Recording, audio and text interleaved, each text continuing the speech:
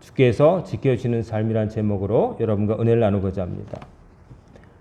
오늘 본문 시편 127편은 솔로몬이 지은 시라고 전해집니다. 특별히 성전에 예배드리러 올라갈 때 이 시를 읊었다고 그러는데요.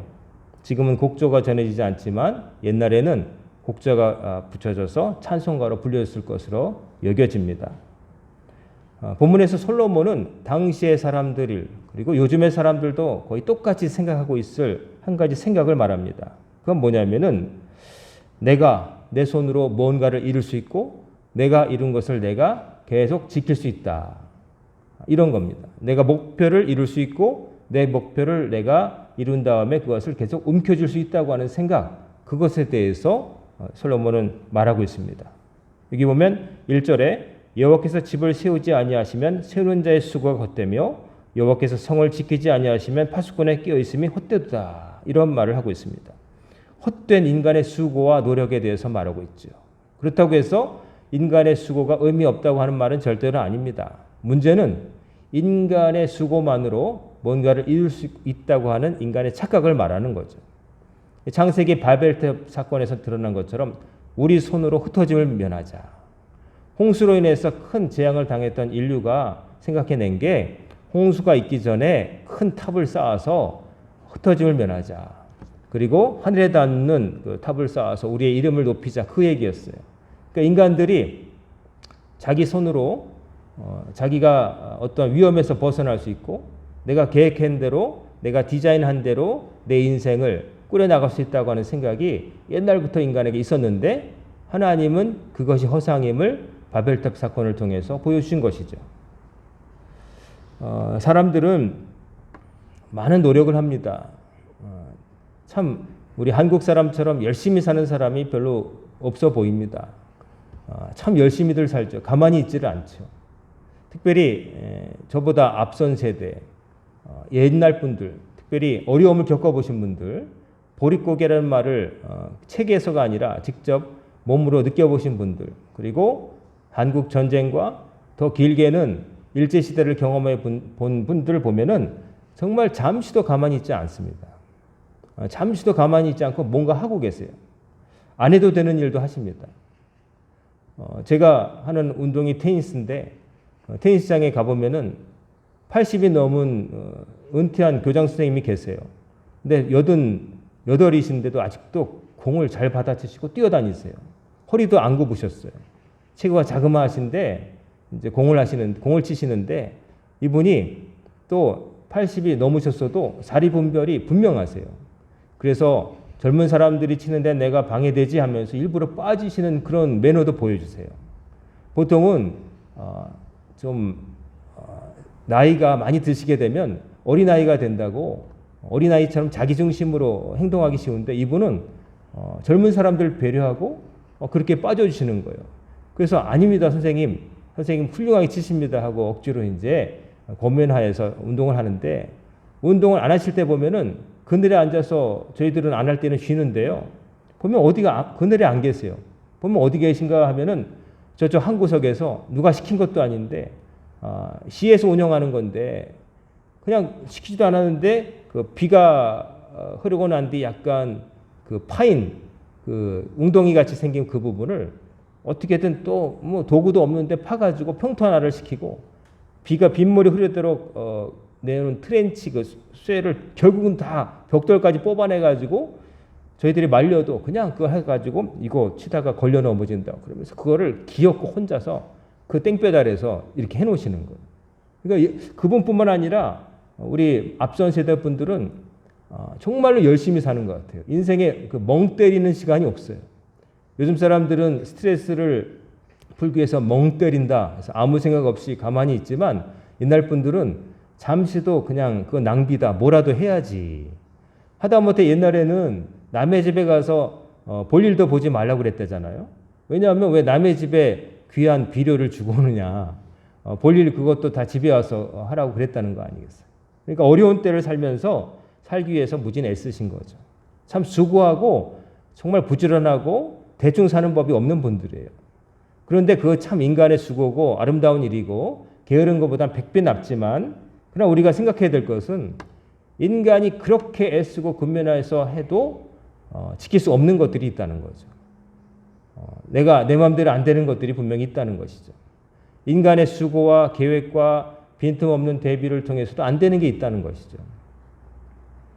2011년에 있었던 동일본 지진 때 그 쓰나미가 있을 때 일본 사람들이 넋놓고 있다가 당한 게 아닙니다. 그 지진 그 정도 해일은 다 막을 수 있다고 생각하고 방파제를 쌓았는데 문제는 지진이 그들의 생각보다 더 강했다는 거죠. 계산했던 것보다 더 강했고 해일이 더 높았던 거죠. 그래서 그 쓰나미란 말이 일본 말이잖아요. 그 말이 세계적으로도 통용될 만큼 그런 일을 많이 겪은 일본 사람들인데 그때에도 그들의 예측을 뛰어넘는 재앙이 생긴 것이죠.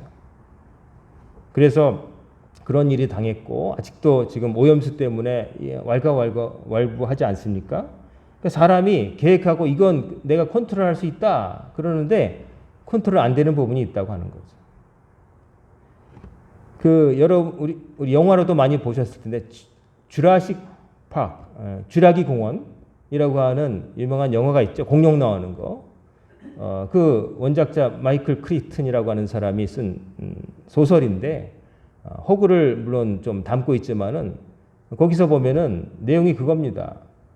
인간이 과학을 빌어서 오래전에 없어진 공룡의 유전자를 채취하기만 하면 다시 복원해낼 수 있다. 그래가지고 영화 속에 보면은 그 오래전에 모기 한 마리가 공룡의 피를 빨고 이제 이렇게 날아다니다가 그 송진 속에 빠져가지고 죽죠. 죽었는데 그 송진이 오래되면서 딱딱해져서 호박이라고 하는 보석이 됩니다. 근데 그 호박이라는 게 썩지를 않으니까 이제 발견되는데 우연히 호박 속에 발견된 모기의 그 몸에서 그 피, 뱃속에 있어 위장 안에 있었던 피를 뽑아보니 흔적을 보니 공룡의 DNA가 있었다는 거죠. 근데 완벽하게 남아있지는 않고 소화돼서 파기된 부분도 있으니까 그 부분을 그 소설에서는 현대에 남아있는 공룡의 후손들과 비슷한 DNA가 비슷한 그런 동물들 걸로 이제 메꾼다는 겁니다. 그래서 어떤 거는 양소리의 것을 넣고 뭘 넣어서 해가지고 비슷하게 해서 공룡을 거의 복원했는데 성공을 하는 거죠. 그래서 그것으로 돈을 벌려고 그 사업가가 이제 한 섬을 무인도를 사서 거기다가 시설을 지어놓고 그 공룡을 부화시키고 그래서 그 사람들이 와서 돈 내고 보는 그런 공원을 해서 돈 번다는 그런 이야기인데 거기 보면은 한 과학자가 항상 말을 합니다. 이게 문제가 생길 수 있다. 이게 분명히 우리가 생각지 못한 변수가 터져서 이게 우리 생각대로 안 되고 재앙이 될 수 있다는 말을 계속 해야 됩니다. 근데 거기에 그 공원을 세우려고 했던 사업가는 돈 벌 욕심에 그리고 다른 과학자들은 우리가 변수를 완벽하게 통제하고 있다. 그래서 뭘 보여주냐면 공룡들을 다 남녀 성별 있게 번식 못하게 한 가지 성으로만 만들어놨다는 거죠. 그래서 번식이 안 된다. 그러니까 개체가 늘어날 리도 없고 이 안에 전기 장벽을 설치해놔가지고 못 도망간다. 그러는 거죠. 그런데 일이 터지지 않습니까? 거기 보면은 공룡의 개체 수가 늘어나는 거예요. 어떻게 암컷만 있었는지 수컷만 있었는지 잘 모르겠지만 제 기억에 어쨌든 한 가지 성별인데 어떻게 새끼를 낳을까? 어떻게 되냐면은 양서류 중에 그런 게 있대요. 물고기에도 그런 게 있는데 암컷으로만 이렇게 있다가 수컷이 없게 되면 암컷이 수컷으로 변하거나 수컷만 잔뜩 있게 되면 수컷 중에 암컷으로 변하는 놈이 있대요. 실제로 물고기 중에 양서류 중에.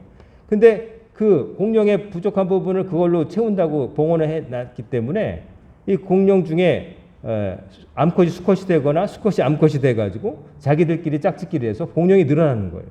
그래가지고 이제 공룡이 늘어나고 또 예기치 못한 사람이 실수 이런 게 버무러져가지고 공룡이 우리를 뚫고 나오고 나중에 보면은 공룡이 헤엄쳐서 그 섬 바깥으로 나가는 장면 뭐 이런 거 나오잖아요.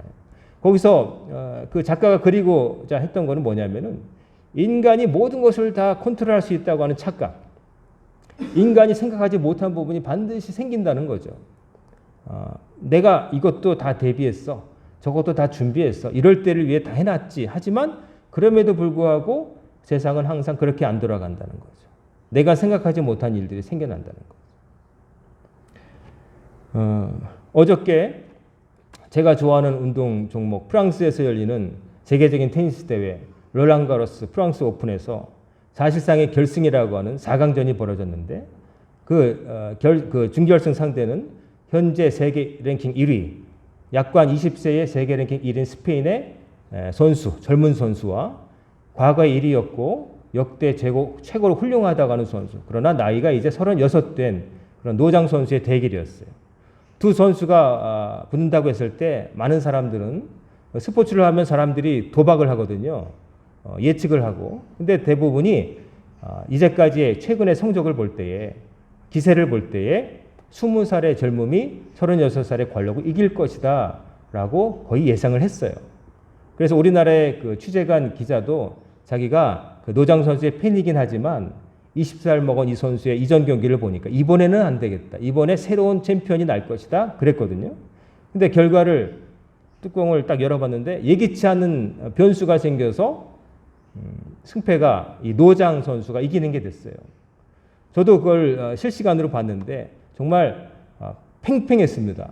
역대 어떤 경기에 견주어도 괜찮을 만큼 1세트 노장 선수가 한 상대편의 서브 게임을 브레이크해서 이겼어요. 근데 쉽게 이기진 않았어요.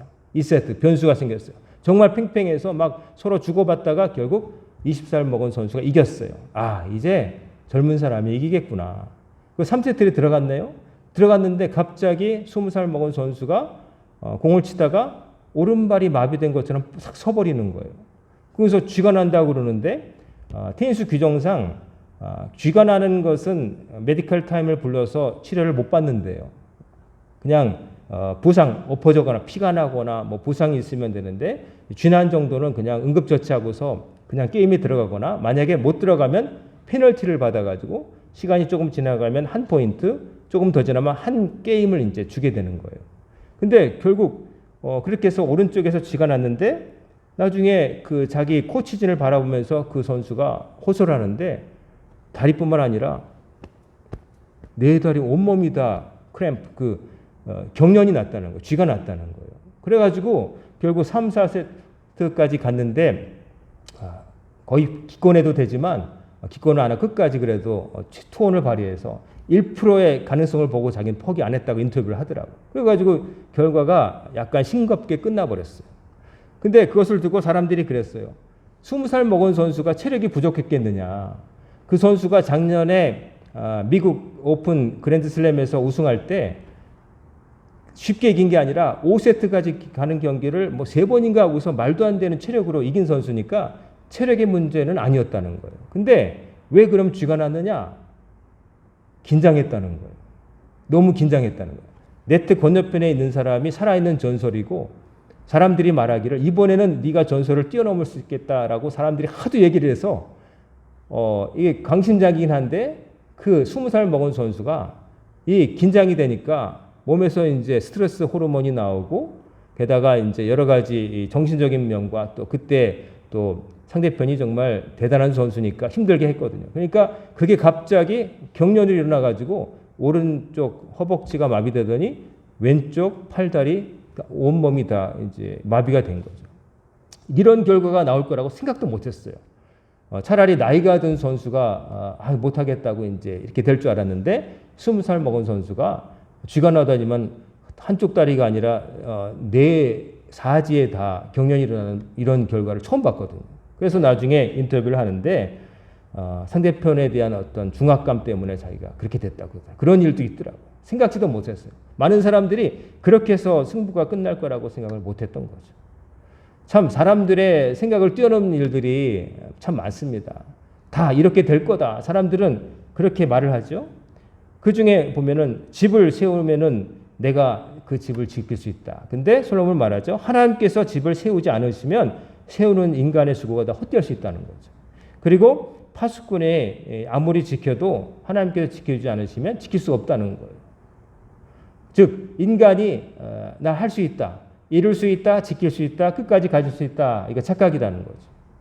하나님의 도우심이 없으면 안 된다고 하는 거예요. 여러분, 여러분이 추구하고 있는 목표가 있을 것이고 어느 정도 이루어서 이미 내 것이라고 여기는 것들이 있을 거예요. 이루고 싶은 것과 이미 이루어 가진 것들이 있는데 두 가지 모두 여러분 뜻대로 되는 게 아니라는 것을 기억하시길 바랍니다. 물론 여러분이 어떤 목표를 가지고 있는 것 자체가 문제가 있다는 게 아니라 여러분 힘만으로 여러분이 계획한 대로 차근차근 스케줄을 쌓아서 다 그렇게 하면 될 거다. 결정적인 순간에 말도 안 되는 일 하나가 완전히 다른 결과를 초래할 수가 있는 거예요. 그러므로 우리는 항상 겸손하게 나는 아직도 모자라 하고 긴장을 늦추지 말아야 되고 또 하나님께 맡기는 마음을 가지고 살아야 되는 겁니다. 하나님께서 지켜주옵소서. 하나님 지켜주옵소서. 하나님께서 끝까지 가지 못하게 하시면 마라톤으로 치면 42.19 중에서 42km 달리고 195m 남은 지점에서 엎어질 수 있는 거예요.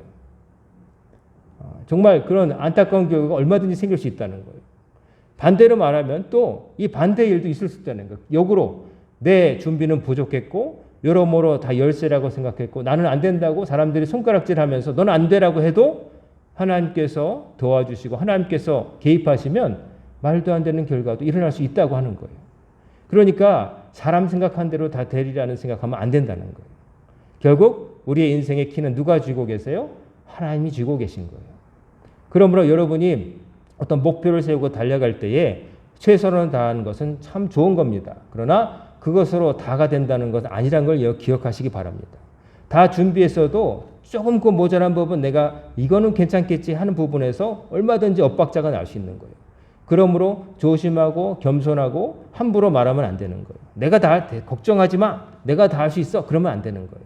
한 번 더 살펴보고 하나님께 기도하고 하나님께서 도와주시기를 바라면서 우리가 살아야 되는 것이죠.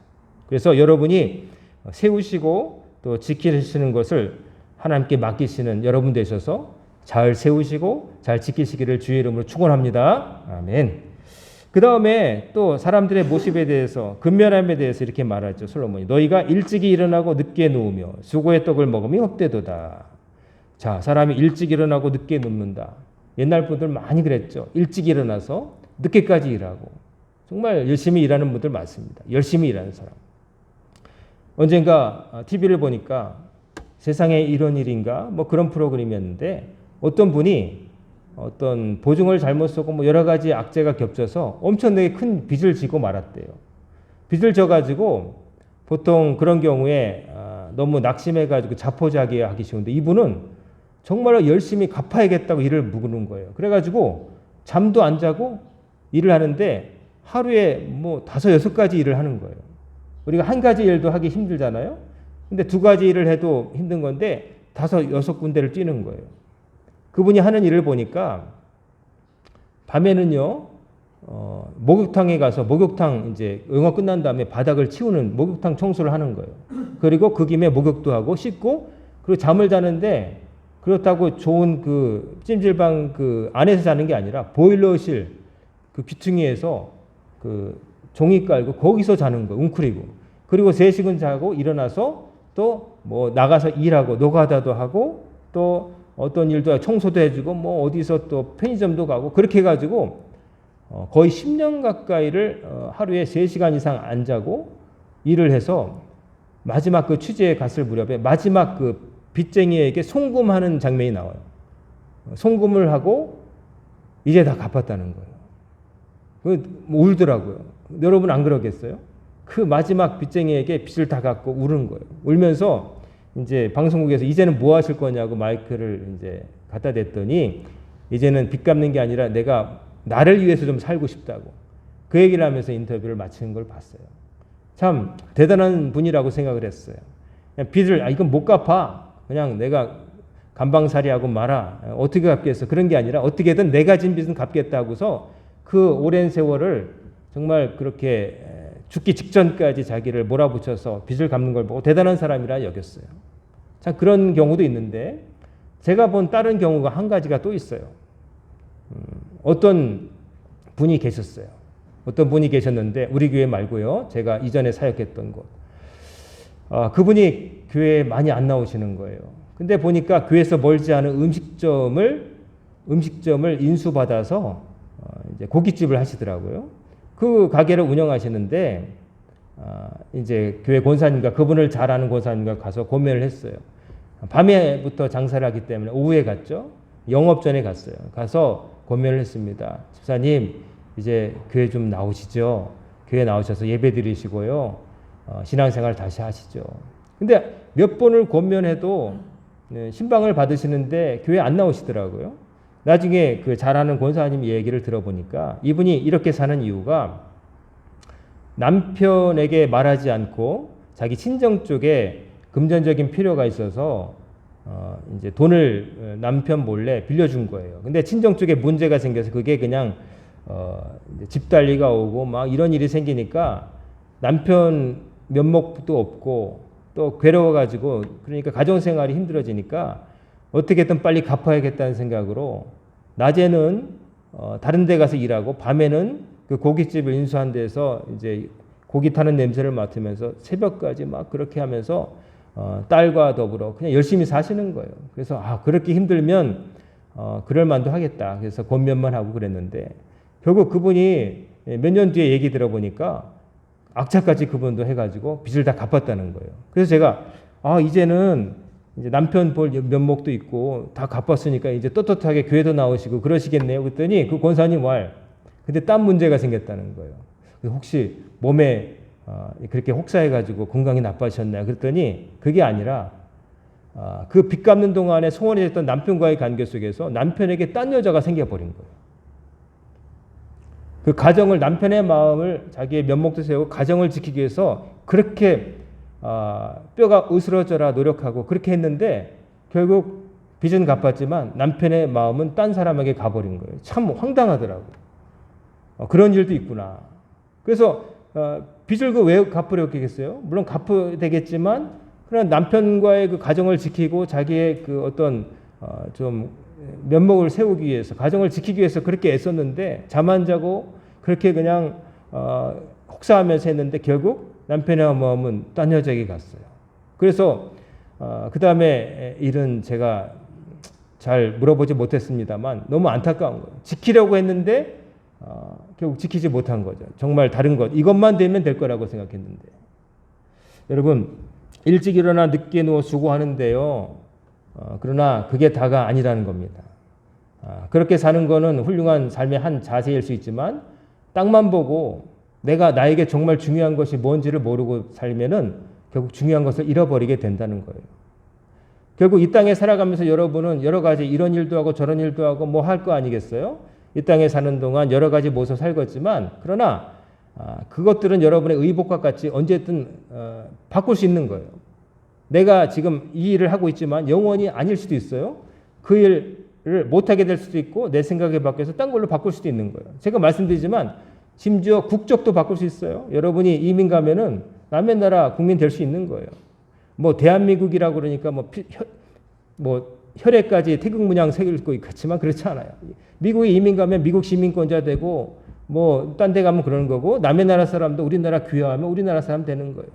중요한 것은 국적이냐 혈통이냐 남자냐 여자냐 뭐 그런 게 중요한 게 아니에요. 어떤 직업이냐가 중요한 게 아니라 나라고 하는 하나님이 창조하신 피조물로서 나라는 거예요.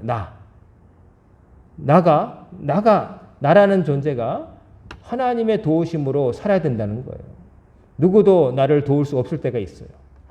내가 믿고 의지했던 것들이 다 의미 없다고 생각되는 때를 만나게 되는 거예요. 돈을 의지하는 사람도 있어요. 돈이면 많이 되잖아요. 돈이 말하잖아요. 외국의 어떤 그 유튜버들이 가끔 실험하는 거 보면은 이제 그런 게 있더라고요. 몰래카메라인데 좀 외모가 출중하지 못한 남자가 어떤 외모가 출중한 여성에게 가서 좀 데이트하자고 그래요. 데이트할 때 뭐라고 하냐면 남자친구 있다고 막 그렇게 얘기를 해요. 근데 갑자기 허름한 사람 앞으로 어떤 정장을 입은 잘생긴 남자가 와요. 그 남자가 오더니만 사장님 차 대령했습니다. 그런데 갖고 오는 차가 포르쉐인 거예요. 쫙 이렇게 있으니까 그 타는데 갑자기 그 여자가 자기 시간 낼 수 있을 것 같다고 이제 이 사람에게 말하는 태도 전환하는 걸 보여주는 거예요. 그러면서 사람들이 얼마나 그 눈에 보이는 것에 그리고 그 물질이라는 것에 넘어가기 쉬운가를 보여주는 거예요. 속물근성을 여과 없이 보여주는 것이죠. 그게 좀 극단적인 경우이긴 하겠지만 저도 모르게 요즘은 우리 세상이 다 돈이면 다 이제 다 커버되는 것처럼 보이게 하죠. 하지만 그러나 돈으로도 안 되는 게 참 많잖아요. 그렇죠? 돈으로 사람의 마음을 살 수 없어요. 사람의 어떤 충성이나 어떤 돈을 주니까 나에게 고용되어서 받은 만큼 일할 수는 있겠지만 그 사람의 마음을 확 진짜 내 사람으로 끌어오는 건 그런 게 아닌 거예요. 뭐 옛날에 그런 얘기가 있잖아요. 어떤 노파에게 아들이 있는데 아들이 전쟁터에 보내는데 전쟁에서 크게 당했다는 거예요. 상처를 입어가지고 크게 다쳤는데 걱정해서 보니까 그래 살아있는 거예요. 그래서 어떻게 살았냐 그랬더니 우리 장군님이 제 상처가 골마 터졌는데 고름을 입으로 빨아줬다는 거예요. 그러니까 그 노파가 우리 아들 잃어버렸다고 울더래요. 살아있는데. 왜냐? 우리 아들은 이제 앞으로 저 장군을 위해서 목숨을 버릴 거라는 거예요. 자기의 그 하찮은 병졸인데 장군이 병졸을 사랑하는 마음으로 고름을 빨아줬으니 얘가 앞으로 어떻게 살 거냐? 이제 내 말도 안 들을 거다. 쟤는 저 장군을 위해서 죽을 거야 분명히. 다음에 저 장군 살리겠다고 제일 위험한 데 뜨를 거야. 이래 울었다는 이야기가 있어요. 그러니까 사람의 마음을 사는 건 돈이 아닌 거예요. 돈 아닌 무언가가 있는 거예요. 그리고 건강. 나는 건강해. 제가 어린 시절에 저희 집에서 하숙을 쳤어요. 어머니가. 하숙을 쳤는데 그 집에 그 유명한 고등학교에 유망주 배구 선수가 있었어요. 그 집 큰 형이 이제 배구 선수였는데 대학을 이미 다 이제 어느 대학에서 얘 데려가겠다고 찜쪄 놓은 상태예요.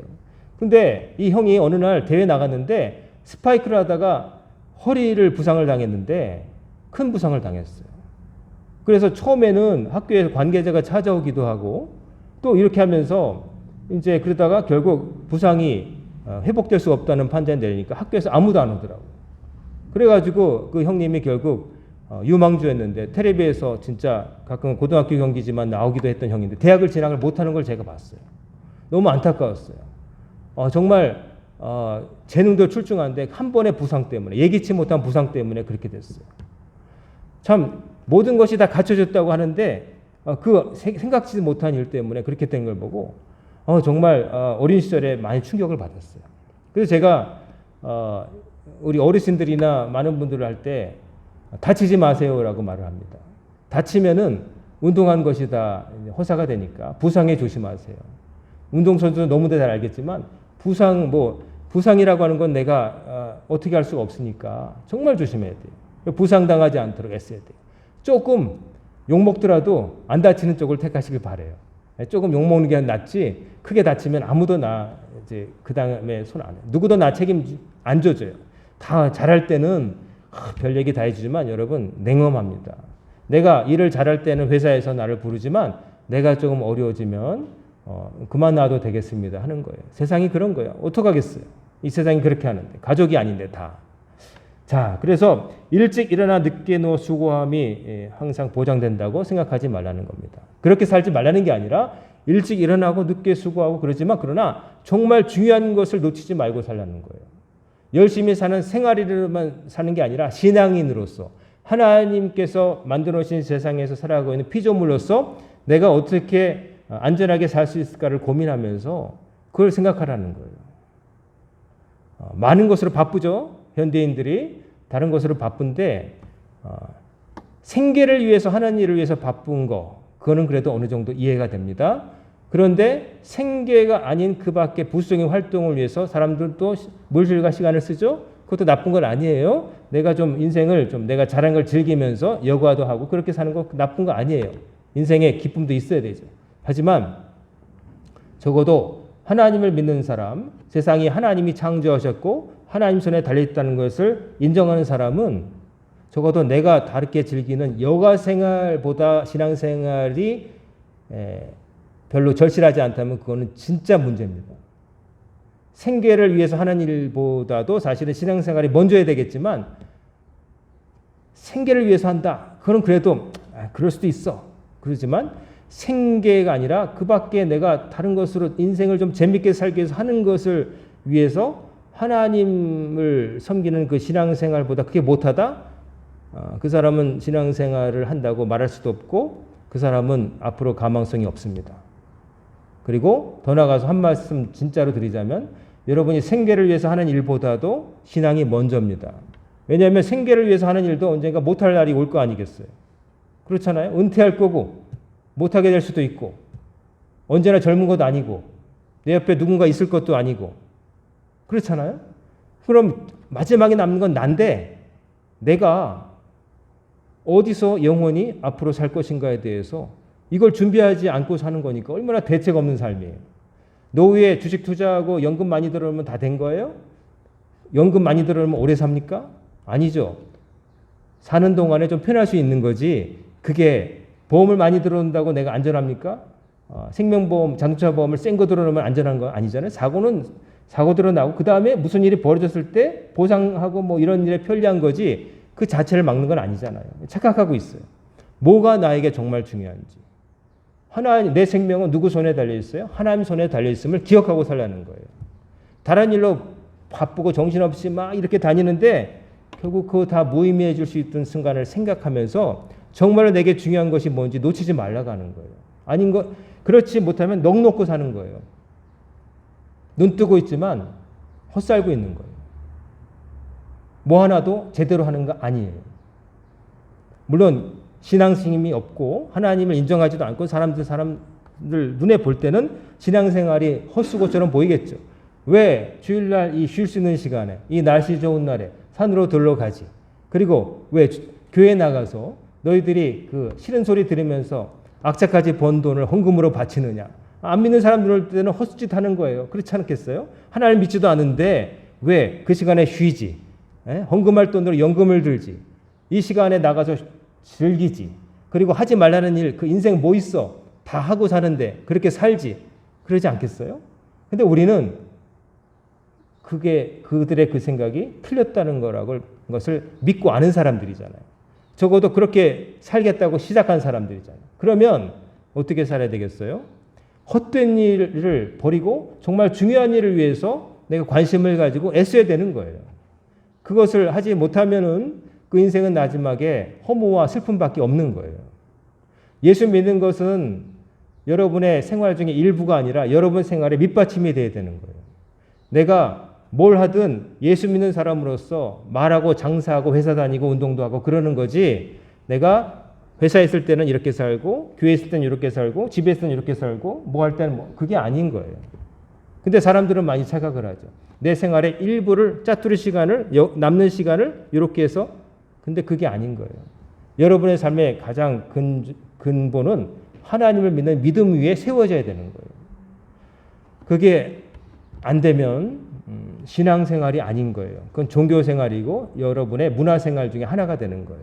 그저 마음의 위안을 좀 느껴보려고. 그저 마음이 헛헛하니까 좀 좋은 얘기 들어보려고. 뭐 그런 거. 근데 그런 거는 세상에 나가면 많아요. 뭐 신앙 뭐 상담해 준다 그러고 무슨 고민 털어내려고 뭐 연예인들이 나와가지고 무속인 옷을 입고 뭐 자기들도 안 살아본 인생에 대해서 뭐 어떻다고 얘기하고 뭐 그런 데 가서 머리 뒤밀고 내 인생이 어떻게 되겠어요. 한심한 거예요. 왜 자기 인생을 나처럼 모자란 보통 사람에게 맡기는 거예요. 하나님께 맡겨야지.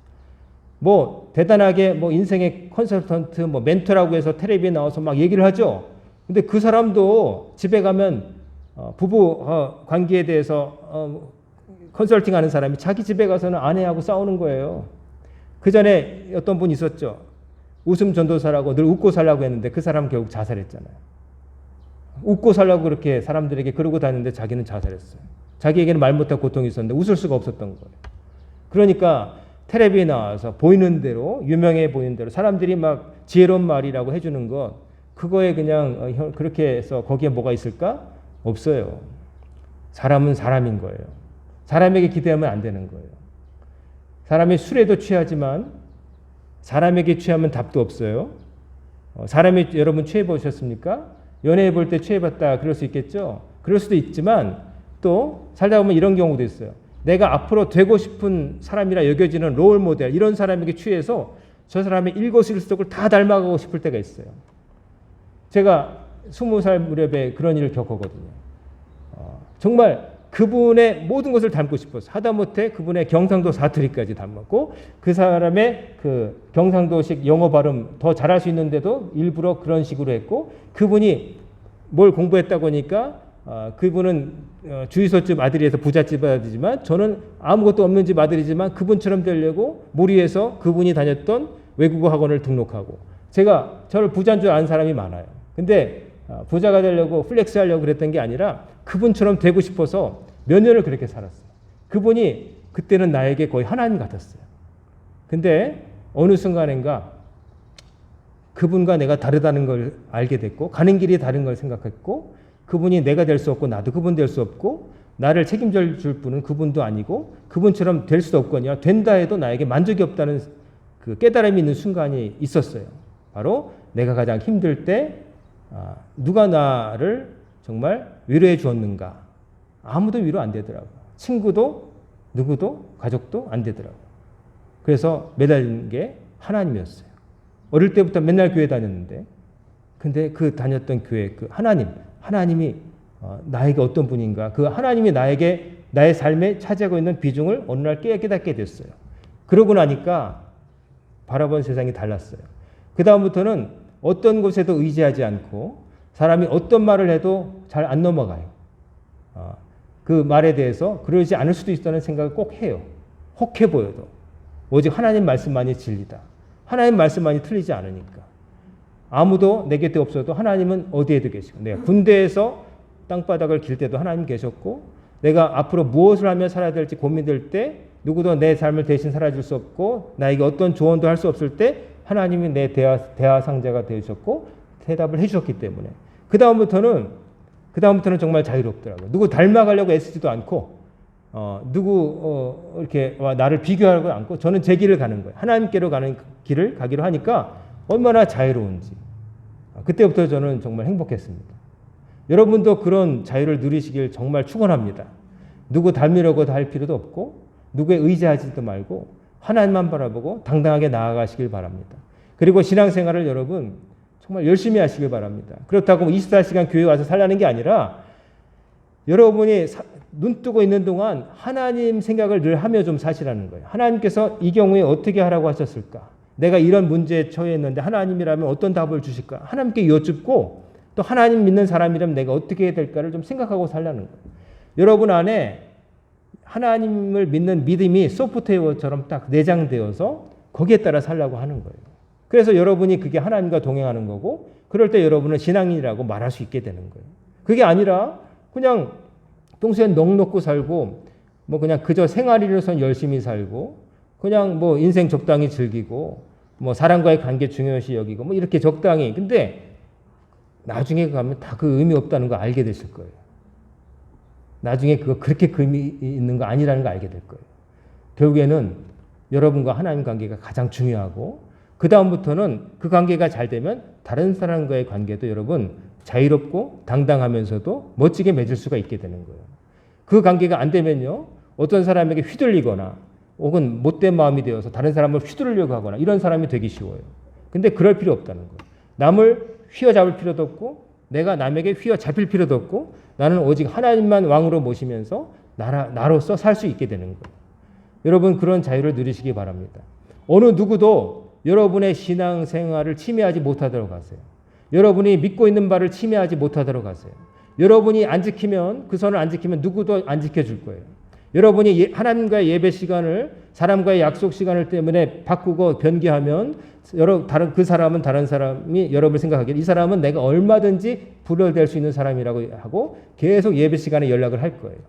그게 누구든 여러분이 고용되어 있는 회사의 사장이든 여러분의 자식이든 여러분의 배우자든 여러분의 절친이든 여러분이 즐기는 취미생활이든 그런 것들이 여러분을 침해하는데 그냥 냅두면 여러분은 그것들의 노예가 되어서 평생을 살 겁니다. 그러나 여러분 그렇게 살지 마세요. 여러분보다 중요한 게 어디 있어요? 여러분 자신보다 중요한 거 있어요? 그렇다고 이기적으로 살라는 게 아니라 여러분이라고 하는 존재를 지키지 못하면 남을 도와줄 수도 없고 남을 조언해 줄 수도 없고 그냥 그렇게 사는 거예요. 의미 없는 삶을 살아가는 거예요. 하루 밥 먹고 열심히 살았어. 나는 월급 잘 해서 가족들 먹여 살렸고 나 뭐 적당히 살았어. 자식들 잘 키웠고 노후에 별 어려움 없어. 그러면 됩니까 여러분? 그것으로 여러분 행복하십니까? 만족한 생활입니까? 언젠가 이 땅에 있는 것들 모두 지나갈 때가 오래되는데 그 다음을 준비하지 않고 살아간다는 거. 얼마나 대책 없는 삶입니까? 자기 자신에 대해서 얼마나 무계획적으로 사는 것입니까? 여러분 깊이 생각하시길 바랍니다. 이 오늘 드리는 말씀은 신앙생활을 오늘 처음 하는 사람이든 혹은 평생 해온 분이건 똑같이 해당되는 거예요. 하루하루가 매일 이 질문 앞에 답을 할 수 있어야 되는 거예요. 나는 내가 신앙생활을 한다는 것은 무슨 의미일까?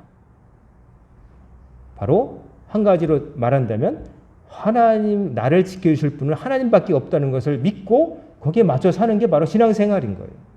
하나님 아니시면 아무것도 안 된다는 거. 답이 없다는 걸 여러분 늘 기억하시고, 여러분도 잘 기억하시고, 여러분 만나는 사람들에게도 할 수만 있다면 그것을 잘 전달하시길 바랍니다. 오늘 아침에 길게 말씀드렸지만 한 가지입니다. 한마디. 하나님만이 여러분을 지켜줄 수 있어요. 그러므로 그 하나님을 여러분 정말 주인으로 모시고 하나님 중심으로 사시길 바랍니다. 그 어떤 것에 휘둘리지 마시고, 어떤 것에 현혹되지 마시고, 신앙생활을 하는 둥 마는 둥 대충 하지 마시고, 할 거면 진짜로 누가 봐도 뼛속까지 하나님 믿는 사람답게 사시길 바랍니다. 그럴 때 하나님의 기적이 여러분 삶에 임할 거예요. 여러분이 바치는 기도가 하늘 보좌에 닿는 기도가 될 거고, 여러분의 권면이 다른 사람의 마음을 움직여서 한번 멈춰보고 교회 가볼까? 하나님 나 믿어볼까? 하는 생각을 하게 만드는 힘 있는 말이 될 거예요. 그렇지 아니하면 아무것도 아닙니다. 의미 없습니다. 다 지나가 버립니다. 젊음도 지식도 건강도 명예도 다 지나가 버릴 거지만 오직 남는 것은 하나님의 계명을 실천하는 자, 그 믿음만이 남을 거고, 그것 때문에 여러분 구원받을 거예요. 그 믿음을 여러분 지키시면서 하시는 여러분과 제가 되기를 주의 이름으로 축원합니다. 아멘. 기도하겠습니다. 사랑과 은혜가 충만하신 아버지 하나님, 오늘도 주의 말씀 앞에 저희들 서게 하셔서 저희들의 민낯을 주의 말씀을 거울 삼아 들여다보게 하심을 감사드립니다. 저희들을 지켜주실 분은 오직 하나님 한 분밖에 없음을 기억하게 하시고, 그 하나님 중심으로 하나님 말씀을 지키며 살아가게 하여 주옵소서. 이 땅에 저희들이 세우고 또 지키려고자 하는 것들, 하나님 도우심이 없으면 못 세우고 못 지킴을 깨닫게 하시고, 무엇을 세우든 하나님의 뜻에 맞게 세우게 하시고, 무엇을 지키든 하나님께서 소중하다 인정하신 것을 지키며 살아갈 수 있도록 도와주옵소서. 오늘 주님 앞에 나온 성도들 한 사람 한 사람에게 반석과 같은 믿음을 주셔서 이 악하고 험한 세상에서 흔들리지 아니하며 올곧게 저 천성을 향해서 직진할 수 있도록 붙잡아 주옵소서. 예수 그리스도의 거룩하신 이름으로 간절히 기도드리옵나이다. 아멘.